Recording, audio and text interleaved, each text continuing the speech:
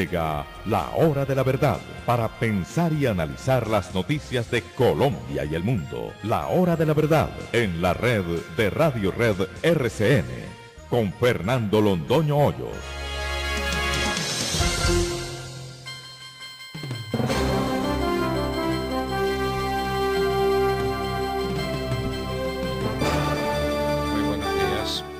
Son las 6 de la mañana de este lunes 28 de enero de 2019. Esta es la hora de la verdad. Y estos temas y asuntos que trataremos en la grata compañía de ustedes próximas. Murió el cadete Andrés Felipe Carvajal, otra víctima del terrorismo del ELN. Hay otros que están en grave estado de salud. Estos son momentos muy duros para el país, muy duros. El Papa Francisco los recordó uno por uno. Nosotros los llevaremos siempre en nuestro corazón y, por supuesto, estamos esperando que se haga la justicia siempre tardía e insuficiente que se hace entre los hombres, pero que se haga justicia. Que estos bandidos no se apoyen en un protocolo para autorizar semejante acto de terrorismo, el más atroz, el más cobarde, el más canalla que uno pueda imaginar. No hay protocolo que valga. Aquí que no confundan a la gente. Ahí le aparecieron unos nuevos amigos al protocolo. Y uno no entiende esto cómo puede ser. Frente a un acto de terrorismo, no hay protocolo que valga, ni ley que valga, no hay nada que valga. El terrorismo es el enemigo del género humano. Cuando hablamos de varios amigos nos referimos a Alejandro Eder, a Diana Calderón, a Rafael Parto. Dios nos tenga de su mano. Trump reabre el gobierno de los Estados Unidos. Dice que por unas semanas hasta el 15 de febrero. Al menos esto parece que salva el San Valentín de los floricultores colombianos, que no tenían quien les recibiera las flores en los Estados Unidos. Parece que ahora sí, que tendremos San Valentín y nosotros creemos que esa apertura del gobierno no tiene marcha atrás. Es imposible que dentro de 3 semanas Trump nos diga que vuelve otra vez a tener el gobierno cerrado. La situación internacional de Maduro es cada vez más angustiosa. Ya Israel también reconoció como presidente de Venezuela a Juan Guaidó.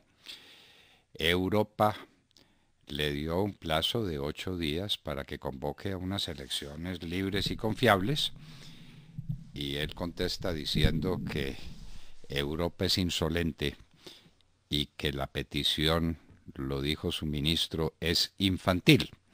Infantil es que se quedó solo. Infantil es que está contando con el apoyo de Rusia y de China, que por ahora están desesperadas viendo cómo le pagan los muchos miles de millones de dólares que Maduro les debe. Eso es todo. Pasan los días y no sabemos qué ocurre con Medimás. A Medimás le resultó un comprador muy extraño, lo que quiere decir que a Medimás la están vendiendo. Estos son millones de colombianos cuya salud depende de Medimás y no tenemos claridad. La verdad es que no tenemos claridad. Hemos tratado de hablar con el señor ministro de Salud, es imposible. ¿Qué pasa con Medimás? ¿Y qué pasa con la seguridad en Bogotá?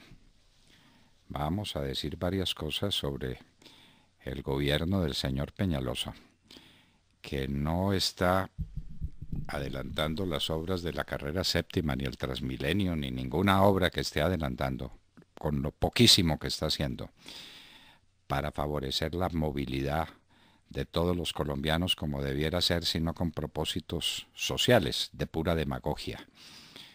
Pues que le alcance la demagogia al señor alcalde para preocuparse por la inseguridad en Bogotá.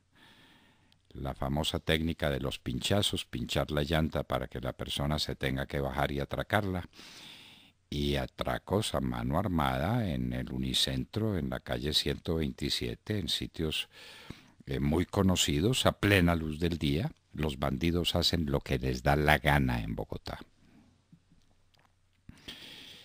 Volviendo al caso de Venezuela, Inglaterra niega la solicitud del usurpador Maduro de retirar oro equivalente a 1.200 millones de dólares que tenía depositado en el Banco de Inglaterra, y los Estados Unidos hacen en la práctica lo mismo y no reconocen como titular de los derechos de Venezuela sino al señor Guaidó. La vida de los hijos de Vladimir Padrino López en Madrid. Esto pues no tiene ninguna importancia distinta de mostrar los contrastes en Venezuela. La gente se muere literalmente de hambre, pero el hijo del ministro de Defensa vive como un príncipe oriental. En fin. Capturado el asesino de 5 personas en Luisiana, Estados Unidos. La tragedia en Brasil. Hay 300 desaparecidos y están hablando de otra presa que tiene riesgos. Que sea la ocasión para pensar en las nuestras y para evitar una tragedia parecida. No volvimos a saber nada de Hidroituango. EPM resuelve la política del silencio. Se decide el caso del magistrado Bustos. Hay pruebas suficientes para encausar a Bustos, suficientes y de sobra. Y interpone toda clase de recursos, hace toda clase de triquiñuelas y está en Canadá, pidiendo seguramente estatus de refugiado porque es víctima de una persecución política. El señor Bustos, de cuya fortuna nadie se ha ocupado seriamente, cometió todos los delitos y actuaba como actúan los peores criminales, entre las sombras de la noche. La Unión Europea mantendrá al ELN en lista terrorista. La nula rentabilidad de Asofondos, un problema de millones de colombianos. ¿Qué fue lo que pasó? Esto hay que explicarlo. El doctor Montenegro, mi buen amigo, tendrá que decirle a los colombianos por qué en un año sus fondos no rentaron nada. Que es que la turbulencia internacional, inversiones especulativas, se metieron a la bolsa a hacer especulaciones cuando debían buscar inversiones sólidas, seguras. Es que se está hablando de la plata de los pensionados, no de la plata de especuladores. Y en un año los fondos de pensiones no produjeron un solo peso. A los depositantes en esos fondos, a los pensionados de Colombia, no les pueden salir con ese cuento de la turbulencia del mercado. Estamos esperando noticias más precisas. El Papa Francisco cerró la reunión mundial de la juventud. La vergüenza de la Iglesia.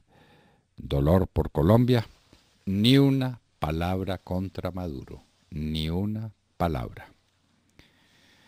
Autoridades de Filipinas prometen exterminar terroristas después del asesinato de 20 personas a la salida de misa en Joló, una ciudad de Filipinas. Prometen exterminar a los terroristas. Este fue un acto del extremismo islámico y el presidente de Filipinas, que se las trae, ha prometido exterminarlos. El presidente del Brasil, el presidente Bolsonaro, entró, nos parece, a cirugía para que le retiren la bolsa de colostomía que tiene desde el atentado contra su vida, en el cual estuvo a punto de morir. Bolsonaro es una víctima del terrorismo izquierdista en América Latina. Se salvó de milagro, por la gracia de Dios.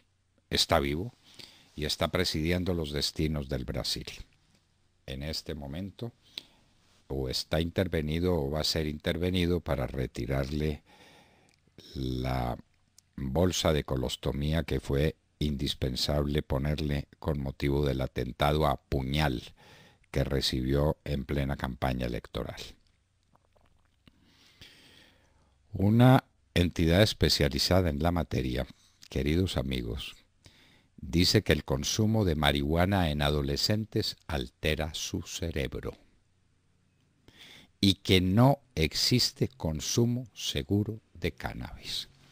Es que nos quieren vender la idea de que la marihuana es una droguita simpática, que no tiene problema, y que la gente usa marihuana y que está muy bien, y entonces su viajecito y sabroso. Y esa idea se la están metiendo a los adolescentes. Ahora científicamente dice que les altera el cerebro y que no hay consumo seguro de cannabis. El consumo de la marihuana es en sí mismo dañinísimo, es espantoso, pero tiene además la negativa virtud de inducir a la gente a buscar opiáceos y a buscar drogas más poderosas todavía. La marihuana es una desventura.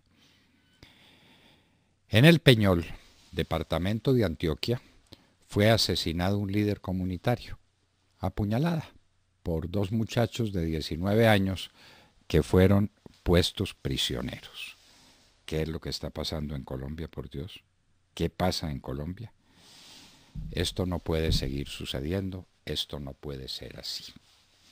Mientras tanto, en Barranquilla hubo una masacre donde fueron víctimas 5 personas, entre ellas una mujer embarazada. Pero parece que es una cuestión de corte de cuentas. Eso no le quita gravedad al asunto, ni eso releva de significación y de un profundo dolor que una mujer embarazada sea asesinada por unos bandidos que llegan a una casa, penetran en ella y matan 5. Esto no puede ser. Se está indicando que hay altas posibilidades de que sea como resultado de un ajuste de cuentas por asuntos de microtráfico. El microtráfico se tomó las ciudades de Colombia. Esto es un horror. Esto es un horror. Y oigan esta noticia.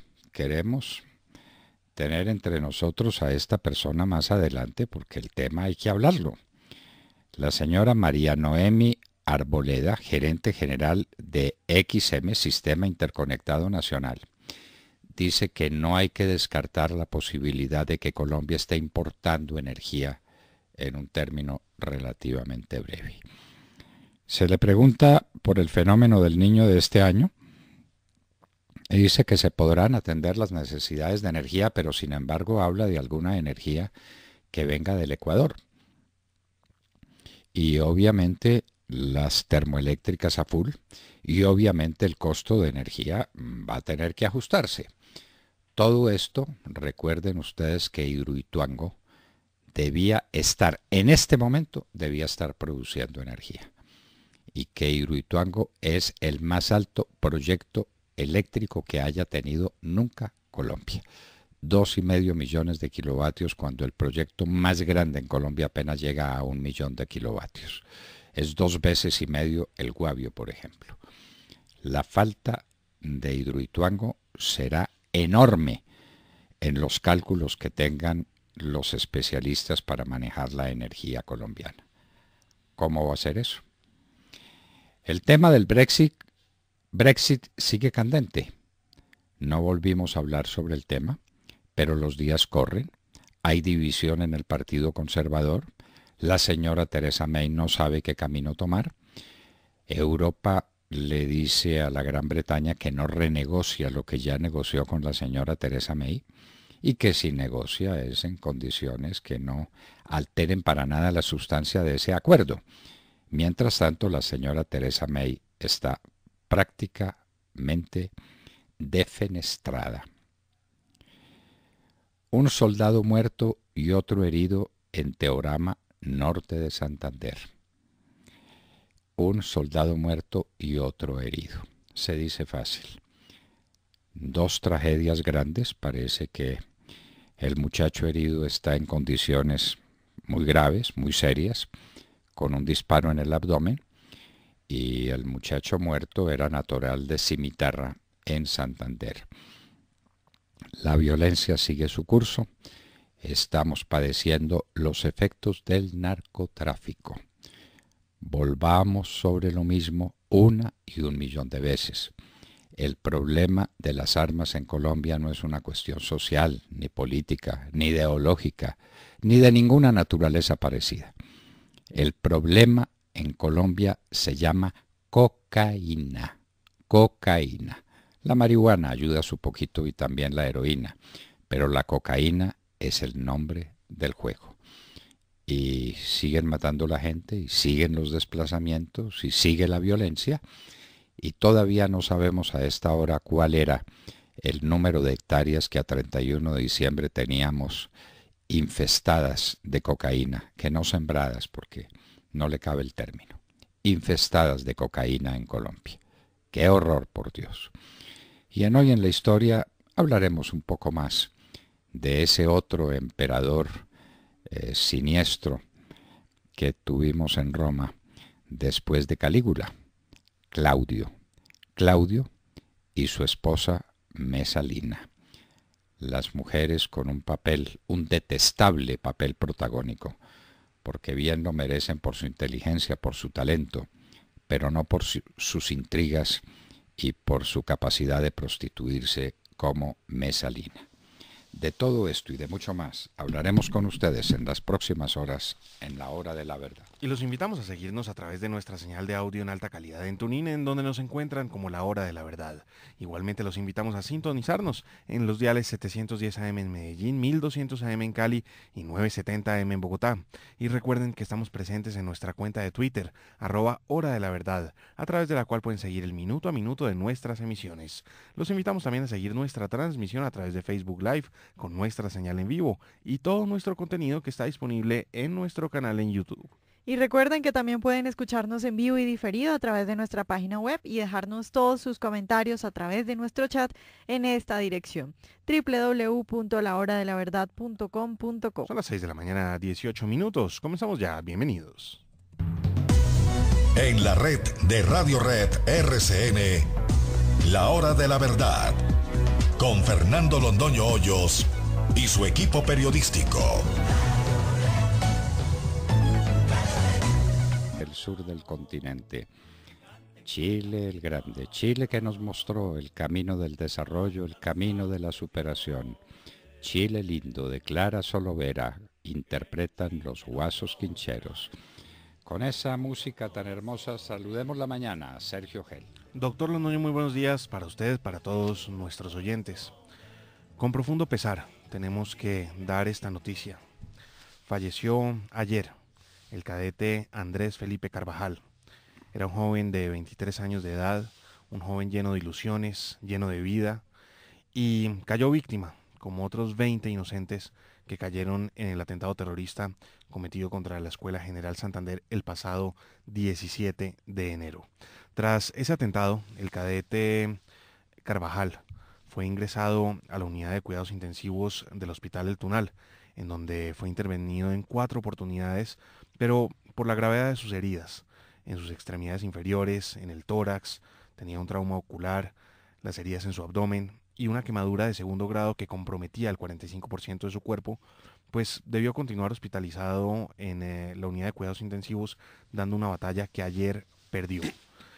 Entre tanto, desde la alcaldía de Bogotá anuncian que se sigue avanzando en las investigaciones y aparentemente esta semana se darían a conocer nuevas capturas de responsables materiales e intelectuales de este atentado terrorista que ha enlutado a todo el país. También se sigue avanzando en las investigaciones para esclarecer cómo pudo entrar el terrorista en esa camioneta cargada con 80 kilos de explosivo, cómo pudo entrar a la Escuela General Santander, uno de los lugares que debía tener pues unas altísimas medidas de seguridad que evidentemente no se implementaron, y pues que permitieron que el terrorista se abriera paso hasta el corazón de la escuela en donde detonó o se detonó esta camioneta. También ese es otro de los puntos que está investigando, que siguen investigando las autoridades, otro de los temas que no se han esclarecido frente a este atentado terrorista, y es si el señor que se voló en la camioneta pues fue una inmolación o si fue alguien controlando la camioneta, el artefacto explosivo desde fuera de la Escuela General Santander. Lo cierto, doctor Londoño, es que a 21 aumenta el número de víctimas inocentes de este atentado terrorista, y esa cifra pues sigue en revisión, sigue en espera, porque hay más cadetes heridos. Uno de ellos está dando la lucha también en este momento y se encuentra entre la vida y la muerte. 21 inocentes es el número de víctimas que deja como saldo ese atentado terrible contra la Escuela General Santander, atentado que, recordemos, ocurrió el pasado 17 de enero.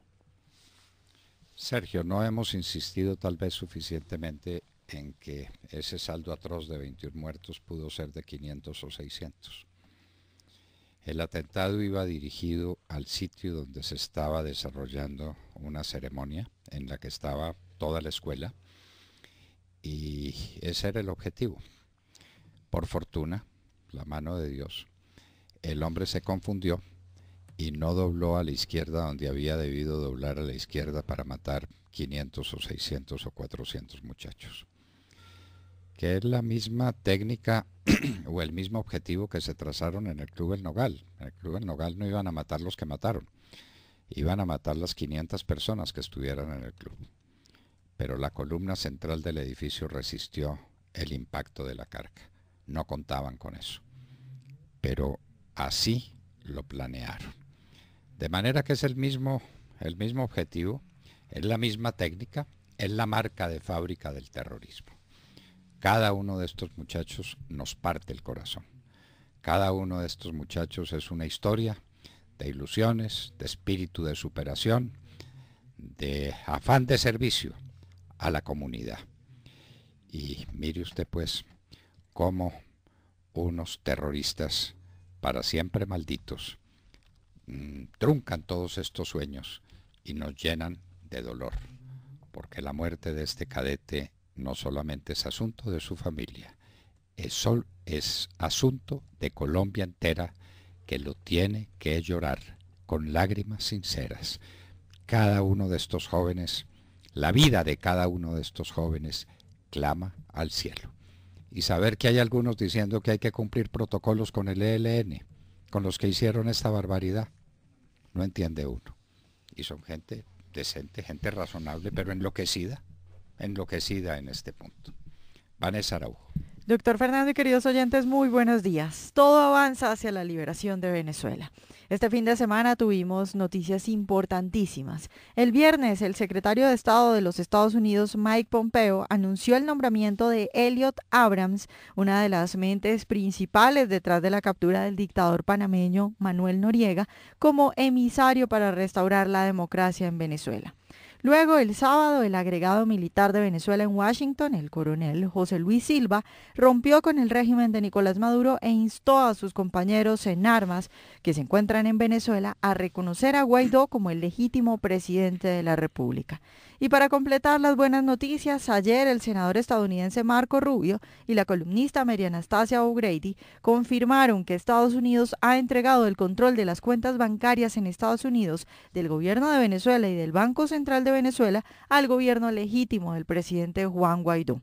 Rubio adelantó que vendrán nuevas sanciones, incluso en una entrevista en Univisión dijo: casi el 75% del efectivo que recibe PDVSA llega a través del crudo que le mandan a refinerías en los Estados Unidos.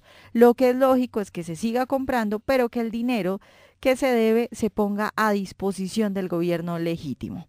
Respecto a la posición de otros países, el sábado la jefa de la diplomacia europea, Federica Mogherini, le dijo a Maduro que la Unión Europea le da 8 días para que realice elecciones o de lo contrario reconocerá a Guaidó como el presidente. Un comunicado, por supuesto, muy criticado desde todas partes porque pues no tiene sentido pedirle a un tirano que realice elecciones. Mientras tanto, Australia e Israel reconocen a Guaidó como presidente. Benjamín Netanyahu salió en un video diciendo que se une a Canadá y a Estados Unidos reconociendo a Guaidó como el presidente legítimo de Venezuela.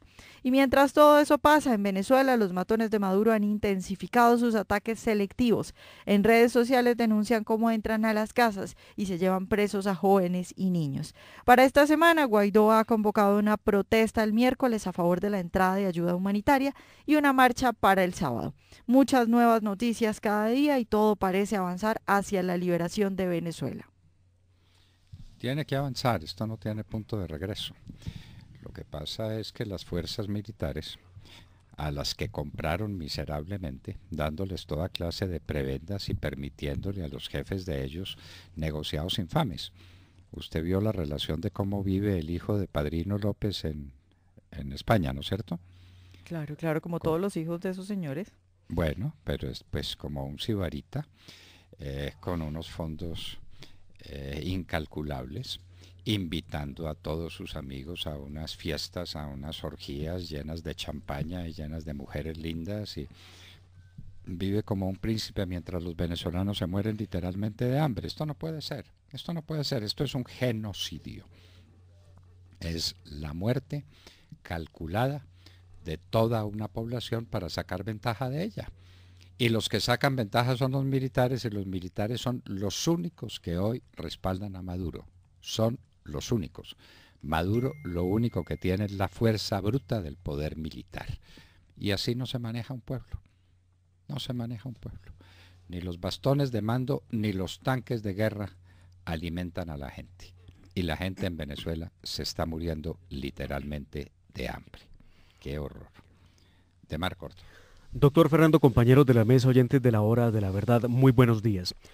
Hoy sobre las 5 de la tarde vence el plazo que le dio la Justicia Especial para la Paz, JEP, a la Justicia de los Estados Unidos para que presente las pruebas en contra del narcoguerrillero de las FARC, alias Jesús Santrich.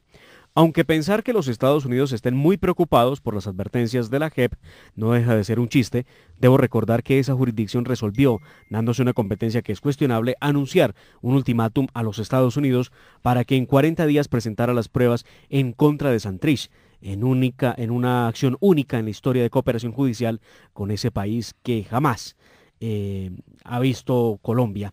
Pues debo recordar, doctor Fernando, como usted lo ha dicho en reiteradas ocasiones, el país que solicita en extradición a un sujeto nunca tiene que presentar pruebas en su contra, y menos la nación obligada a extraditar debe valorar las pruebas para determinar si accede o no a la solicitud. La petición de las pruebas, que las tiene una corte de Nueva York, es del 15 de noviembre, donde solicitaron todos los detalles sobre la acusación en contra de Santrich, según la cual habría conspirado para enviar desde Colombia 10 toneladas de cocaína hacia los Estados Unidos. De este modo, la sección de revisión del Tribunal de Paz de la JEP, la instancia que está en manos el caso de Santrich y la que está estudiando, tendrá que decidir dentro de los próximos 10 días hábiles, con base solo en la información del indictment, la acusación en la cual se anuncian los cargos de narcotráfico y las interceptaciones que le pasó a la Fiscalía colombiana y que fueron el sustento para la captura de este jefe guerrillero. Ahora esperamos que no sea argumento para la JEP el hecho de no tener las pruebas que solicitó a los Estados Unidos para que salgan con la especie de que en garantía de los derechos de Santrich no se procede con la solicitud de extradición, afectando gravemente la relación y cooperación judicial con ese país. Aquí todo es posible, doctor Fernando, como que Santrich no sea extraditado, que termine en libertad y de pronto, quien quita que no, hasta en el Congreso de la República de representante a la Cámara. ¿Quién lo sabe? ¿Quién lo sabe?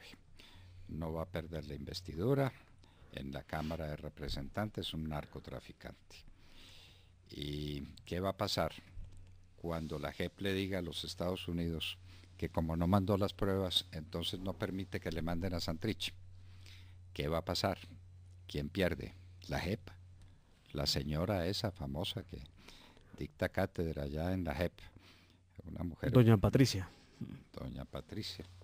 Bueno, pues doña Patricia bastante poco ilustrada, nos puede poner en un problema internacional de dimensiones mayores, porque los Estados Unidos va a decir, bueno, entonces ¿esto cómo es? Colombia nos pide cooperación, le hemos mandado centenares de millones de dólares para ayudar en la lucha contra el narcotráfico y le pedimos un narcotraficante y no lo niega.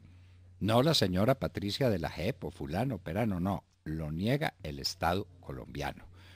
La JEP está jugando con el prestigio del Estado colombiano. Y van a dejar a Santrich aquí, eso tenga la absoluta seguridad. ¿Cómo le parece? La JEP poniéndole plazos a los Estados Unidos. No se los ponen de manera combinada China y Rusia para que la JEP le ponga plazos a los Estados Unidos. Que ellos ya cumplieron lo que tenían que cumplir, es más, hicieron más de lo que normalmente se usa en estos casos. Mandaron más pruebas, existen todas las conversaciones, todo está grabado, las declaraciones del sobrino de Márquez en los Estados Unidos, todo eso existe. Pero la JEP necesita la plena prueba. Necesita juzgar aquí a Santrich y solo condenado lo manda a los Estados Unidos. No, señores, no, señores, así no funciona la extradición, así no ha funcionado nunca y así no funcionará.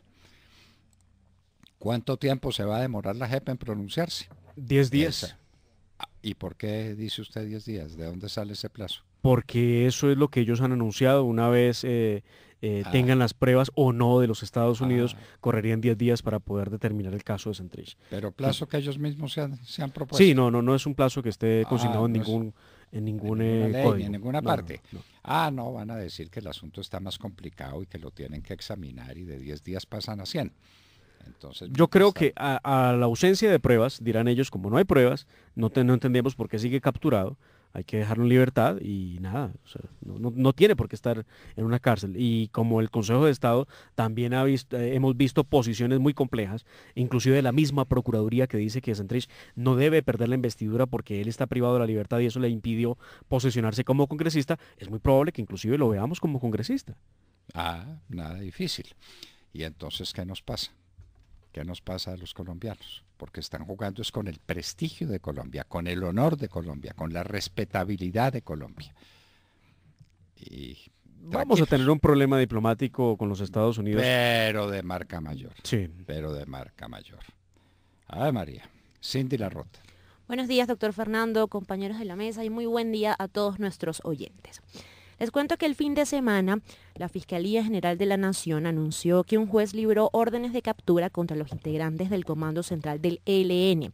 Se trata de Nicolás Rodríguez Bautista, alias Gavino, Gustavo Aníbal Giraldo Quinchía, alias Pablito, también contra Israel Ramírez Pineda, alias Pablo Beltrán, y de Eliezer Chamorro, alias Antonio García.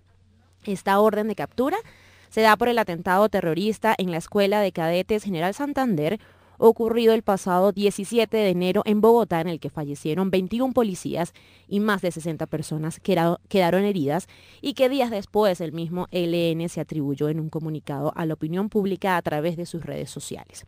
La Fiscalía señaló que por ese atentado contra la policía, los integrantes del Comando Central y del equipo negociador del ELN deben responder por delitos que atentan contra el derecho internacional humanitario y también por graves violaciones a los derechos humanos. Les quiero recordar que en una entrevista al canal de televisión de tendencia izquierdista Telesur, alias Pablo Beltrán había dicho que los integrantes de la delegación de diálogos de esa guerrilla no tenían conocimiento del plan para realizar el atentado. Sin embargo, esa declaración quedó en entredicho cuando el comisionado de paz Miguel Ceballos dijo que había recibido el comunicado en el que el ELN se atribuía el atentado del mismo Pablo Beltrán. Esta decisión de la Fiscalía llega en momentos en que los países garantes del proceso de paz con el ELN, Cuba, Noruega, Brasil y Chile, están divididos ante la decisión del gobierno del presidente Iván Duque de desconocer los protocolos ante la ruptura de los diálogos de paz con esa narcoguerrilla y la petición de extradición que le hizo a Cuba de los jefes y negociadores del ELN. A ver, Cindy, dos precisiones. Señor. Primero, los muertos no son 21 policías, son 21 cadetes de la Policía Nacional. Hay una distancia entre lo uno y lo otro. El cadete es un muchacho que está haciendo estudios para ser oficial de la policía. No son policías. Eso que le quede perfectamente claro. Sí, señor. Muy bien. Y entonces al final dijo usted que, a ver, me recuerda cómo remató su noticia, que tenía sobre ella también una observación que hacerle. Que le decía que los países garantes del proceso de paz están divididos porque el presidente decidió desconocer los protocolos ante la ruptura de los diálogos. No están desconociendo protocolos, El protocolo existe y el protocolo debía cumplirse en el caso de que terminaran las negociaciones. Esto es un asunto distinto. Lo que Colombia está haciendo es cumpliendo estrictamente las leyes internacionales contra el terrorismo. No hay protocolo que pueda amparar un acto terrorista. Que el protocolo exista, no vale la pena discutirlo. Okay. Que el protocolo diga esto y aquello, vale una higa. Lo que vale es que hay un acto terrorista y frente a los actos terroristas no hay protocolo que valga. ¿Entendido? Sí, señor. Bueno, espero que para nuestros oyentes quede también perfectamente claro. Bueno, Tata, los deportes. Muy buenos días a todos. Terminó ayer el Abierto de Australia en Melbourne, primer torneo grande que abre cada año la temporada del tenis mundial. El serbio Novak Djokovic, número 1 del mundo, aplastó en la final al español Rafael Nadal en 3 sets, 6-3, 6-2 y 6-3, y obtuvo así su 7º título en Australia, convirtiéndose en el jugador con más títulos en este torneo, superando al suizo Roger Federer y al australiano Roy Emerson, que tenían 6. Se esperaba un partido mucho más reñido en la final masculina, ya que ambos jugadores llegaban sin mucho desgaste físico por la forma que ganaron sus respectivos partidos de semifinal. Sin embargo, el español se vio lento desde el comienzo y Djokovic dando su mejor versión. 34 tiros ganadores frente a 21 de Nadal y 9 errores no forzados de Nole frente a 28 del español. Cifras que dicen claramente la superioridad del campeón. En la categoría femenina se jugó una gran final el sábado, donde la japonesa Naomi Osaka venció a la checa Petra Vitova en 3 sets, 7-6, 5-7 y 6-4, ganando así por primera vez el Abierto de Australia, un título que la deja a partir de hoy como la número 1 del mundo por primera vez en su carrera y que además lo ocupa por primera vez una jugadora asiática. Osaka, de 21 años, se convirtió así en la jugadora más joven de la era Open en ganar 2 títulos de Grand Slam, en su caso consecutivos, ya que fue la ganadora del Abierto de Australia el año pasado, del Abierto de Estados Unidos, el año pasado, donde la señora Serena Williams le opacó el título gracias a sus escándalos con el árbitro. Adiós Australia, donde Djokovic es ahora el rey. El próximo grande, el Roland Garros en París, tierra de Nadal con 11 títulos, que será en el mes de mayo. Yo entiendo que la niña japonesa gana por segunda vez consecutiva a Australia. No, es la primera vez que lo gana. Además, tiene solo 2 títulos de Grand Slam, el del año pasado el Abierto de los Estados Unidos y este año Australia. El último que se juega cada año es Estados Unidos. Por eso se habla que obtuvo 2 títulos de Grand Slam consecutivos, porque el último, que fue el de Estados Unidos el año pasado, lo ganó ella y esta vez Australia. Es la primera vez que gana Australia. Por ahí después cuál fue la Ya se lo busqué y se lo digo con toda certeza. ¿Quién ganó primera vez que gana Australia. ¿Quién ganó el Abierto de Australia entre las damas el año pasado? Y en un minuto el año pasado Sí, diga. El año pasado lo ganó Caroline Wozniacki y la eliminaron muy temprano en este torneo. Muy bien, muchas gracias. Estaba equivocado. Sí, señor. Entonces, cuando uno está equivocado, reconoce su equivocación. Y en un minuto estaremos con el doctor Francisco José Mejía, presidente del Banco Agrario, una institución importantísima para el desarrollo de Colombia, sobre la que no es posible que caigan mantos de duda sobre su estabilidad y sobre su solidez, si no fueren ellos perfectamente claros. El doctor Francisco José Mejía estará con nosotros en un minuto.